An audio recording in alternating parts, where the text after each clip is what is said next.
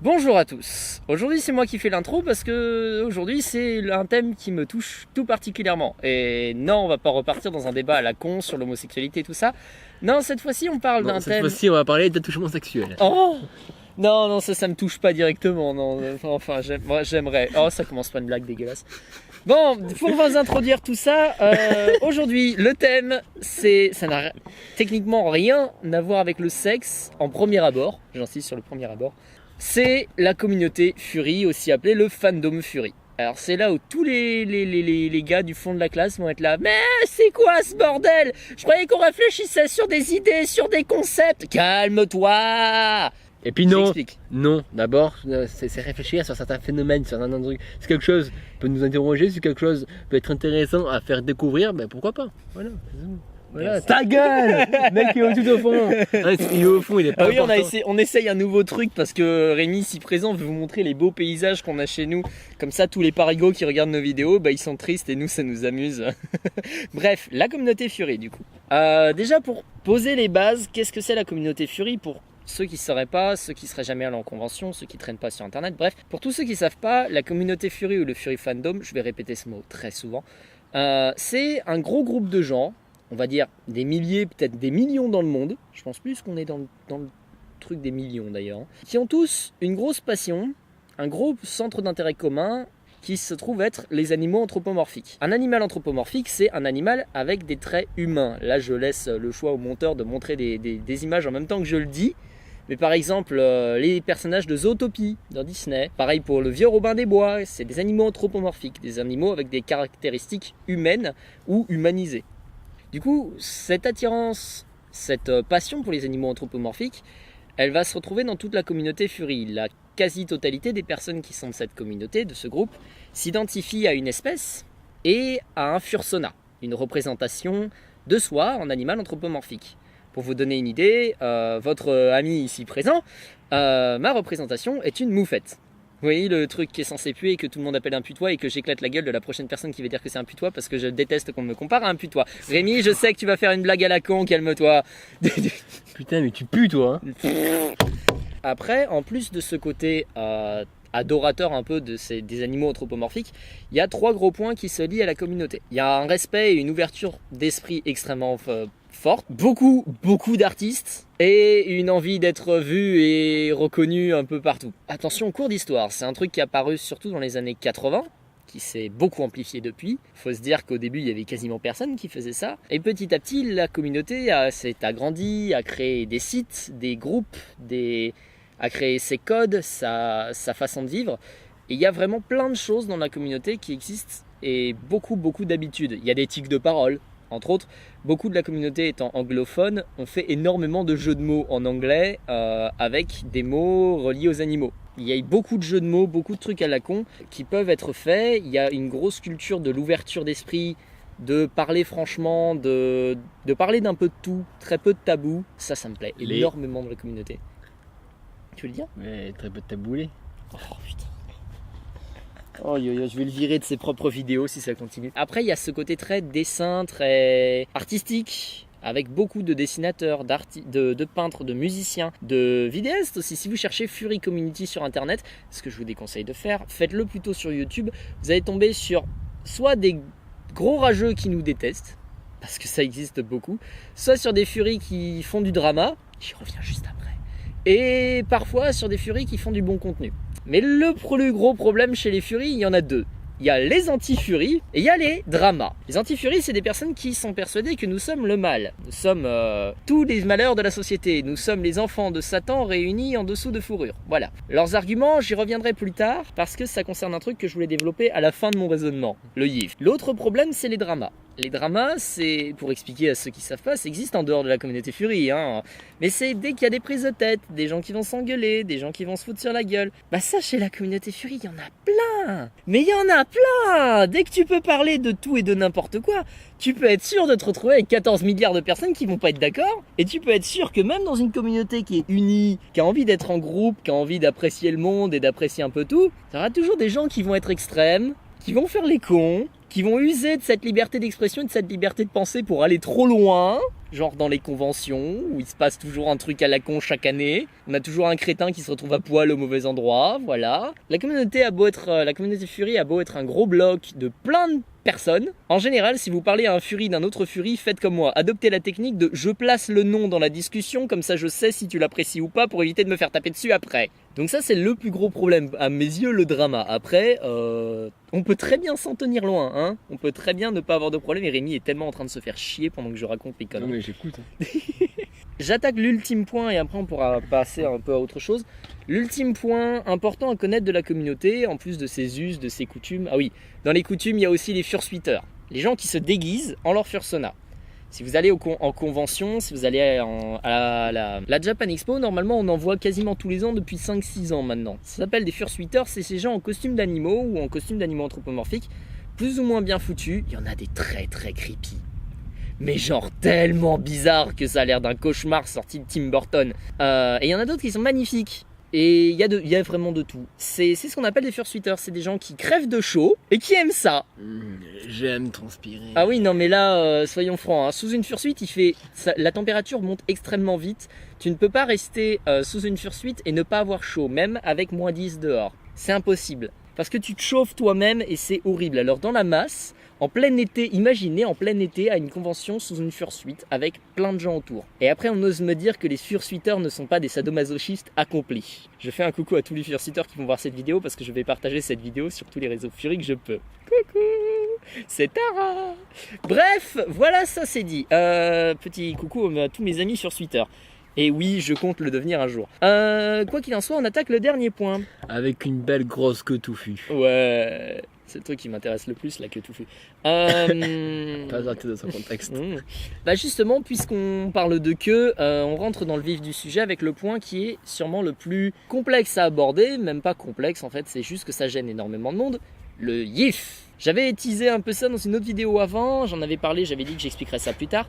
Le YIF, c'est quoi? C'est la sexualité chez les furies. C'est-à-dire qu'on est des humains comme n'importe qui. On a nos fétiches, on a nos idées cheloues, et comme on est dans une communauté où on peut parler de tout, on a une ouverture d'esprit, on se dit qu'on peut tout partager et tout faire. Comme le soleil avait décidé de se pointer, petite coupure. Du coup, ce qui fait que on a beaucoup d'artistes. On a des gens avec des fétiches et des kinks, on en a parlé la dernière fois, parfois très tordus. Genre, vraiment très tordus. Genre, même moi qui ai des fétiches ultra tordus, je les trouve tordus. Je suis déjà un très mauvais exemple. Je suis genre le pliage à 480, ouais bref. On a beaucoup de sites d'images d'artistes, et donc on a souvent sur ces sites d'images, d'artistes, de créateurs, des images qui sont cataloguées comme YIF ou NSFW, Not Safe for Work, pour les gens qui parlent pas anglais, pas sûr quand t'es au boulot. Ne regarde pas ce genre d'image quand t'es au travail si tu veux le garder. Ou alors regarde-les avec un patron extrêmement compréhensif et pervers, et fais attention à ton slip. Bref, du coup, la création du YIF, le fait que ça se soit vraiment répandu chez les furies, on a nos blagues là-dessus, entre autres le fait que n'importe quel fur qui te dira qu'il ne trempe dans rien ment, et que tous les nouveaux qui arrivent en disant je suis pur, je suis chaste, je suis mignon et je suis beau, et il n'y a rien qui pourra me corrompre, tout ça, on leur donne 2 mois, pas plus. 2 mois plus tard, ils vont revenir, la queue entre les jambes, littéralement, à 4 pattes, avec un collier autour du cou, et à nous hurler plus. Voilà, je vous laisse imaginer la scène, moi je l'ai déjà plein de fois en tête, parce que j'en ai vu des images de ce genre de choses. Bref, le YIF, le fait que l'on fétichise un peu les furies, parce que c'est très souvent des furies qui sont dans les situations, mais des situations qu'on pourrait retrouver dans des images, ou des fanfictions, ou des trucs... genre, on pourrait refaire 50 nuances de Grey, même si c'est de la merde, avec des furies. Sauf que les furies, ils s'arrêteraient pas uniquement à des petits trucs mignons comme dans 50 nuances de Grey. Non, eux, ils iraient à fond. Ils le feraient vraiment explorer les profondeurs du BDSM. Si tu vois ce que je veux dire. Non, je dois le faire parce que je suis l'immortel Iron Fist. Ça y est, il a bloqué. À partir du moment où on a un contenu sexualisé, il y a eu 2 trucs. Pour moi, 2 trucs qui gênent les personnes. Pour faire simple, c'est déjà on a du contenu sexualisé. Et ça, c'est horrible pour certaines personnes de se dire qu'un truc aussi innocent, gentil, mignon que des animaux anthropomorphiques que tout le monde voit chez Disney ou Cartoon Networks soit sexualisé. Ah oui, il nous arrive aussi de reprendre beaucoup les personnages connus, mais ça... Désolé, mais ce n'est pas parce que c'est mignon, que c'est gentil, que c'est un truc... Et qu'on pourrait même vous prendre pour des gamins, qu'il n'y a pas de pornographie avec. La rule 60... je vous laisse chercher rule 34, mes très chers amis. Parce que, par exemple, je vais prendre un exemple très, très con. Tapez simplement Little Witch Academia Hentai. C'est un truc pour les gamines. Tu l'as Et- fait, connard. Et putain, il y a des trucs. Il y en a peu. Oui, Mais il y a des trucs. oui, Oui, il y en a peu. oui, je te crois.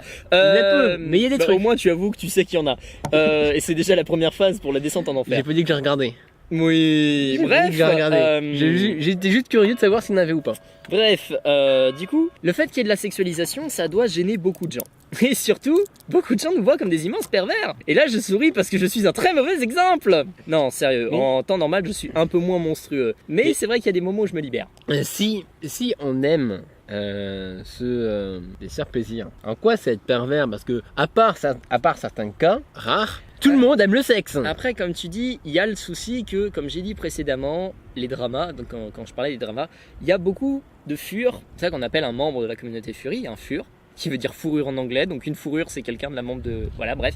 Le problème, c'est qu'il y a des gens qui sont allés trop loin. Il y a des problèmes, il y a des abrutis qui ont fait un peu trop les cons, que ce soit avec le fandom Fury en le mettant en avant ou avec d'autres choses. Je prends des exemples à la con. Des personnes qui se sont foutues à poil dans des situations inappropriées. Des personnes qui ont baisé dans des situations appropriées. Des personnes qui ont Appropriées. réussi inappropriées. Des personnes qui ont réussi par je ne sais quel moyen à supporter la chaleur à un point tel qu'ils ont réussi à baiser dans une fursuite. Enfin, 2 fursuites du coup. T'imagines la chaleur? Déjà dans une fursuite il fait 50 degrés, alors si en plus tu baises, il en fait. Tu sais, t'as l'eau qui, Horrible. t'as l'eau qui s'évapore de ton corps tellement ça. Tu sais, c'est plus de l'évaporation, ça boue dans ton sang. Il y a des gens qui ont fait ce genre de choses dans des endroits inappropriés, sous couvert de conventions Fury, qui sont du coup très mal vues par moment par le public extérieur. Faut savoir que les conventions Fury, ça existe, hein. Il y en a une seule en Europe, qui est l'Eurofurence, qui est très sympa, je l'ai jamais fait, mais qui, tout le monde dit que c'est très sympa. Le souci, c'est qu'il y a vraiment 2 visages. Celui du jour, où on a plein de furies, plein d'artistes, plein de gens et du drama. Et celui de la nuit, où là c'est room party et trucs censés rester secrets. J'insiste sur le mot censé. Du coup, c'est vrai que d'un certain côté, je comprends ceux qui ont peur des furies et qui du coup les détestent, parce que c'est tellement plus facile de détester ce que tu as peur, hein. Tellement plus simple de dire que c'est Les horrible. Noirs, les Arabes. Voilà, c'est ça. C'est ça. En même temps, il a un œil. Il y a quelqu'un qui déteste les Noirs et les Arabes. Il a un œil, il voit que noir. Donc, puisqu'il est crevé. Donc, Jean-Marie Le Pen strike. Du coup, c'est normal qu'il en ait peur. C'est vrai que la communauté Fury, ça divise pas mal de personnes qui la connaissent. Pourtant, c'est dommage. Vous entendez sûrement à ce que je dis, hein. Moi, je la vois comme quelque chose de très cool parce que liberté d'expression, parce que artiste, parce que gens géniaux, parce que gens très tolérants, même si on n'accepte pas tout non plus. Hein, faut se calmer. On parle pas non plus de tout. Il y a certains thèmes qui restent tabous ou discutables seulement entre certains furies.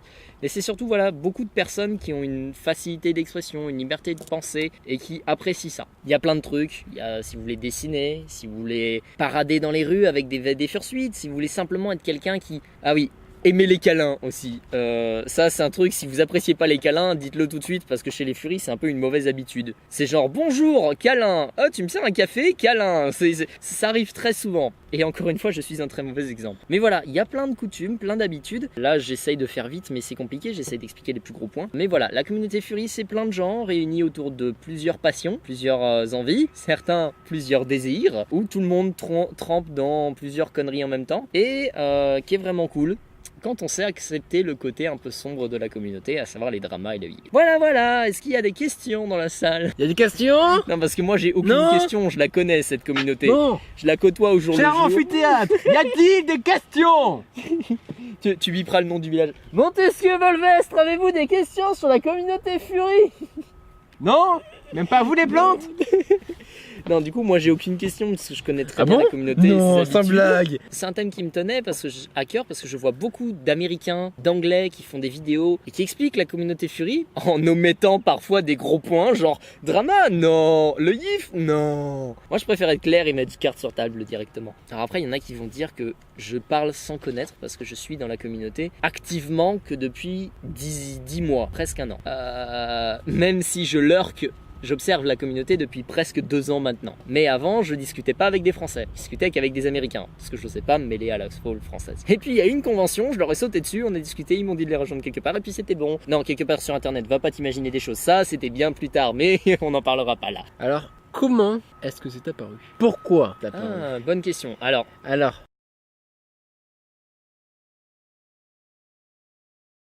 vas-y. J'ai que d'abord parce que t'as beaucoup parlé, d'accord, hein, parce que moi j'aimerais Oui, non, mais prends ton temps de parole. Prends ton temps de parole. Alors, non mais, je vais paraître une espèce de gros salopard, comme toujours. En fait, un gros salopard freudien. Alors, peut-être qu'au début, c'était une attirance sexuelle envers les animaux, de la zoophilie, mais que, étant... Si je le montre à des furies, tu vas tellement te faire attaquer de tous les côtés. Et que, étant... je parle à l'origine. Oui, non mais vas-y, je te donnerai moi ma Et piste. que, n'étant moralement pas possible, ils se sont tournés vers quelque chose de plus humain, donc n'étant moins zoophiles. Et qu'au fil du temps, ça s'est mis dans la culture, et qu'au fil du temps, il y a eu réellement... il y a eu un fan groupe, etc. Ouais. Machin, mais ce n'est qu'une supposition. Oui, non, ce n'est hein, qu'une supposition. et je fais que des suppositions parce qu'on peut pas vraiment savoir. Oui, c'est sûr. Après, moi, je vais te donner la piste qui est pensée par les Furies et qui a été pensée par les docs qui ont été faits sur le fandom. Rarement de bonne qualité, franchement. Hein. C'est genre, toujours, tu vois la première partie du document qui te présente le sujet, et puis après, yif. Wow. Je me croyais sur Arte, pas sur Fur Affinity, là, calme-toi. L'une des pistes qui est très avancée par la communauté Fury, c'est vraiment, je parlais tout à l'heure de la création dans les années 80, 70-80, plus 80 d'ailleurs. C'est surtout la grosse apparition à cette époque des cartoons et des comics où il y avait des personnages anthropomorphiques qui étaient déjà utilisés longtemps avant, hein, genre pour prendre le plus loin qu'on ait, il me semble, c'est les fables de La Fontaine, qui utilisaient des animaux pour représenter des caractères humains. Et là, ça a explosé dans les années 70-80. C'était pas tout à fait des trucs... Oui, non, mais c'est l'idée. Ça a explosé dans les années 70-80, t'imagines des furies au Moyen-Âge, quoi. Ça aurait été tellement bizarre. Liberté de penser, c'est un hérétique. Mais du coup, Au bûcher 70-80, ça se trouve, il aurait aimé ça. Ça a explosé dans les cartoons et les comics. Et c'est d'après vraiment la piste générale, ce serait ça qui aurait fait que les gens... Je reprends l'exemple, enfin, tu sais, j'avais dit quand t'aimes un truc quand t'es jeune, il est possible que ça se grave dans ta tête et tout ça. Les gens ont aimé ça et se sont fait des personnages dans ce genre et ça a donné le fandom Fury et plein de trucs. Après, c'est pas forcément la piste absolue, personne ne sait vraiment comment ça a commencé pour tout le monde. Moi, je vais vous dire, attention, la communauté Fury, comment je l'ai connue? Mathieu Sommet. À la base, j'ai vu une vidéo très cringe, très bizarre et vraiment horrible qui était critiquée par Mathieu Sommet, je sais absolument plus dans lequel de ces épisodes de 7G. Et j'ai cherché parce que l'idée me faisait marrer. Et en fait, je suis tellement tombé de haut quand je me suis rendu compte que c'était tellement pas les personnes space auxquelles je m'attendais. En fait, ils sont terriblement pires, mais ça c'est après. T'as jamais joué à Portal 2 et t'adores ce truc. C'est vrai que la création, je sais pas trop. Personne ne sait vraiment. Possiblement ta supposition, hein, qui sait. Je sais qu'il y a des furies qui tremblent dans ce genre de délire. Hein, ça de toute façon je sais qu'il y a des gens et des furies et que même si je le savais pas de source sûre, je pouvais être sûr à 100% qu'il y en a qui traînaient là-dedans parce que de toute façon ça existe, faut pas se leurrer. Il y a aussi peut-être une autre piste, je dirais, enfin pour moi, ce genre de truc, ça, c'est exactement pareil que les fans d'escalade. Ouais. Tu vois, et que c'est pas parce que on voulait baiser une falaise qu'on a aimé l'escalade. Je pense que c'est ça à la base vraiment qui a mis ça, c'est les cartoons des comics des années 60-70. Attends, laisse-moi finir, bordel. Désolé. Et donc peut-être qu'il y a des gens qui aimaient faire des déguisements, et puis ils trouvaient ça stylé. Et puis ensuite ils faisaient essayer à des gens, ils essayaient eux-mêmes, et puis ensuite peut-être que... Enfin, après, je peux pas inventer des effets, je suis pas comme ça, je suis pas un mec qui fait... Mais peut-être qu'il y a ce genre de truc, quoi. Et là, vas-y. Non, j'allais dire, et là, dans les commentaires de la vidéo, on va avoir le gros historien Fury qui va nous mettre tous les détails, genre la page Wikipédia de la création de la communauté, et on va être là. Merci.